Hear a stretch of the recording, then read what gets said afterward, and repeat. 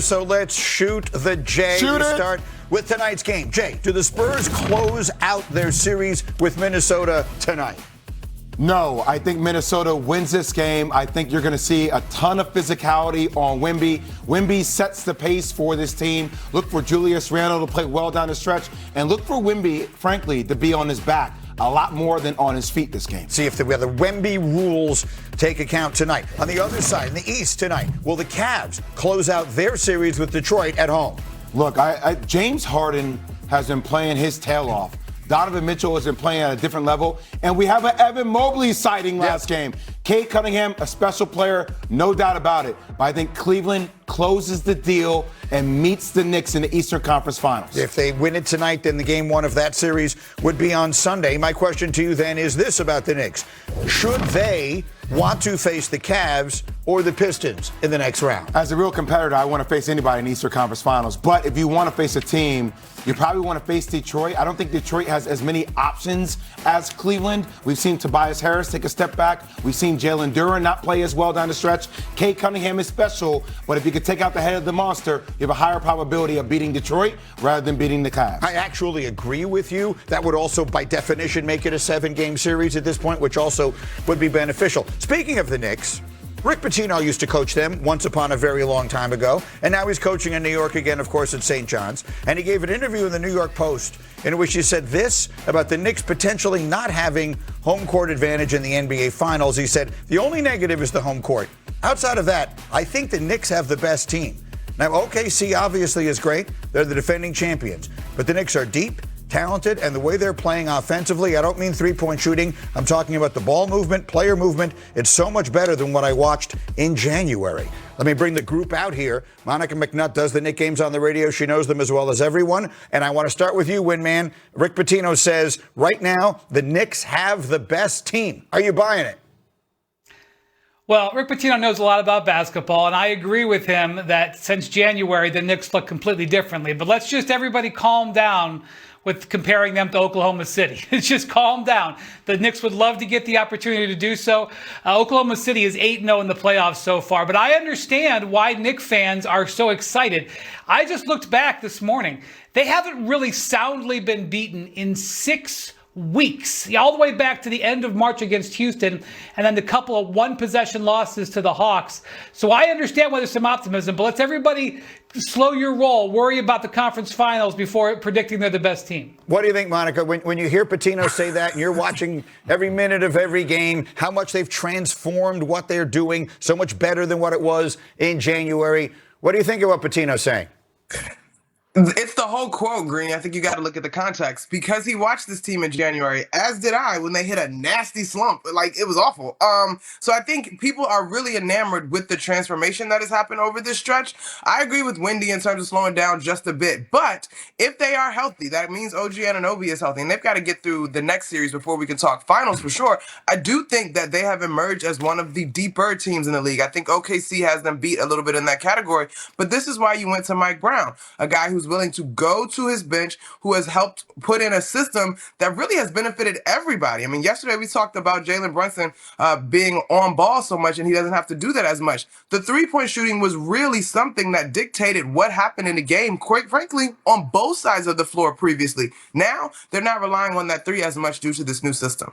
Listen, if you're wondering why people are so excited, the Knicks have won 7 straight games in these playoffs, and only one of them was even remotely competitive. They have obliterated 6 of their opponent in 6 of those 7 games. The one game that was close was Game 2 of the Philadelphia series, the one game that Embiid didn't play, whether that's coincidental or not. But they have been blowing people out. That's why. And look, you live here, I live here. Mm-hmm. You hear the way people are talking. I've never heard Knicks fans, really candidly, since the early 90s, as fired up and as confident in what their team looks like as they are right now. Greeny, the same seats you sat in courtside were the same seats I sat in when they played against Detroit on February 19th. That's a flex. And literally, we were right next to the visiting bench. We were right next to the visiting bench. And when I tell you, JB Bickerstaff, they wanted to beat the Knicks down. And watching the Knicks play, their offense seemed old and it seemed tired. This offense is, I think, the best offense in the NBA. The numbers prove it. Now, I'm not saying they're a better team overall than OKC. But like I said earlier, guys, all you need is a fighter's chance. And I think their offense right now gives them that puncher's chance if they get there against an OKC team that's prone to win a championship. We'll see. Go ahead, Monica. Give me a quick final thought. I want to get to one other thing. Yeah. Just really quickly, as we move forward, I think how teams can match up with Karl-Anthony Towns is going to be huge because he has been that facilitator, that hub, whether it's Jared Allen, Evan Mobley, Jalen Duren, or even potentially Isaiah Hartenstein or Victor Wembanyama. That's something to watch. Yeah, there's a lot to watch with them, but there's a lot of business to get figured out first. I want to get into this quickly. Game 5 between the Cavaliers and Pistons, as you will recall, ended in controversy Wednesday night. Jared Allen made contact with Asar Thompson going after a loose ball in the final seconds of the fourth quarter. No foul was called. The game went on to overtime, and the Cavaliers wound up winning. The ball is 70 feet from where they would have potentially scored. And the league, in its 2-minute report, confirmed that the no call was correct. It said Jared Allen and Asar Thompson legally stepped to the same spot while pursuing the loose ball before either player has possession, and both lose their balance from the marginal contact. Wendy, it's interesting because we were all talking about this morning. There are two separate questions, which is, do we think that was a foul? And do we want that foul to be called at that moment of that game? What do you say, Winman? That is exactly the point. What the NBA is sending the message here is they don't want that foul called at that point. Well, they can call it marginal contact, whatever they want. It's a judgment call, and they are backing up their veteran referee, Tony Brothers, for not calling that.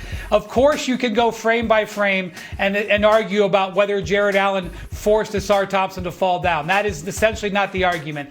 They want the game to be decided on the court. In fact, this entire 2-minute report said that there were no missed calls in the entire last 2 minutes or overtime. They backed this refereeing crew 100%. I'm happy they didn't make the call because it was no. And honestly, Wendy, I firmly believe this. If you watch it back, clip by clip, I do believe it should have been a no call. I mean, just watch Thompson grab Jared Allen's arm before the trip even occurs. They're both stepping towards the same spot, grabs his arm, pushes him out of the way, and then falls down. So you could make a case if you're grabbing while going for the loose ball, that is a foul as well. Great no call, great recognition by the refs. It is two separate questions. Do we think it's a foul? You can have your opinion. Monica looks very surprised by all of it. I hate it. Greeny, I hate all of it. Anytime somebody gets tripped up in a basketball game, it's a foul. No, I hate all of it. Whatever. Okay, even at the last, even 70 feet from the basket, you're going to send the kid to the line to win the game. Go ahead. I think you got to live with it. I mean, I really think you got to live with it. This is a blatant trip. The dude falls on his face. I just think you got to live with it. That's a foul. I get it. Because if we start doing this thing about late in game, how long will it be before the strategy of late in game is swallow the whistle? We keep cycling through what we want out of our officiating. Just be consistent. 50 years. Okay, that's fair. Let me put up one last thing. This is dumb. D33, very quickly, Cindy, let me throw this up there. If there's one other conversation to be had about the officiating, Wendy, it is this. The Cavaliers have shot 34 more free throws than the Pistons have in this series, including 18 more in Game 5 on Wednesday. Is that really the story here, Winman?